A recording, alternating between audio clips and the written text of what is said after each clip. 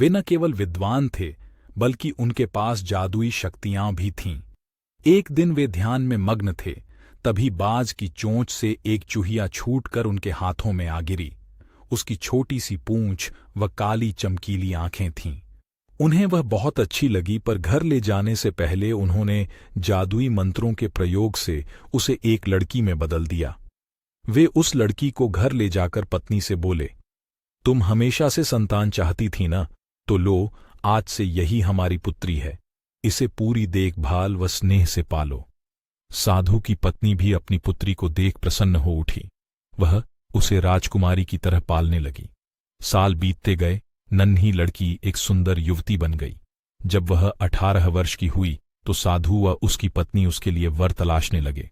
साधु ने कहा, मेरी बिटिया का विवाह ऐसे व्यक्ति से होना चाहिए जो सबसे बड़ा हो।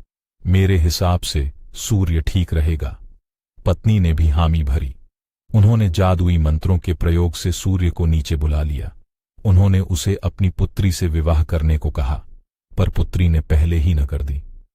वह बोली, पिताजी, यह तो बहुत गर्म है। मैं उससे विवाह करूंगी जो इससे भी बेहतर हो। साधु निराश हो गए। उन्होंने सूर्य से कहा कि वे ही कोई वर सुझाएं। सूर्य ने कहा, बादलों के देवता से बड़ा कौन होगा? उनमें तो मेरी किरणों को भी रोकने की शक्ति है।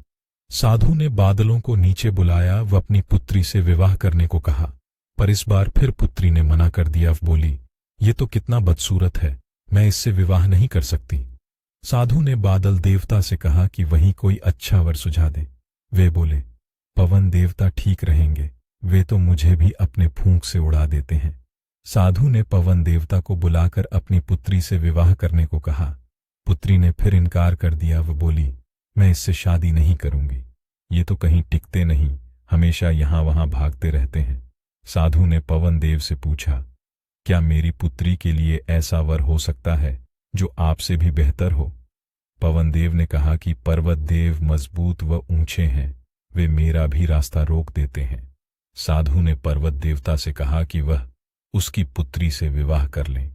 पुत्री ने फिर से मना कर दिया। वह बोली, ये तो बहुत लंबे, सख्त व कठोर हैं, मैं इनसे विवाह नहीं कर सकती। इनसे भी कोई बेहतर चाहिए। पर्वत देवता ने चूहे का नाम सुझाया। वे बोले, माना मैं काफी सख्त, मजबूत व ऊंचा हूं, पर चूहे मुझमें भी आसानी से बिल बना सकते हैं। को बुलाया। उसे देखते ही उसकी पुत्री खुशी से उछल पड़ी। हाँ पिताजी, यही तो है वह मैं जिससे शादी करना चाहती थी। साधु ने सोचा, इसे ही किस्मत कहते हैं। यह एक चूहिया थी और एक चूहे से विवाह करना ही इसके भाग्य में लिखा है। उन्होंने जादुई मंत्रों के प्रभाव से पुत्री को फिर से चूहिया बना दिया।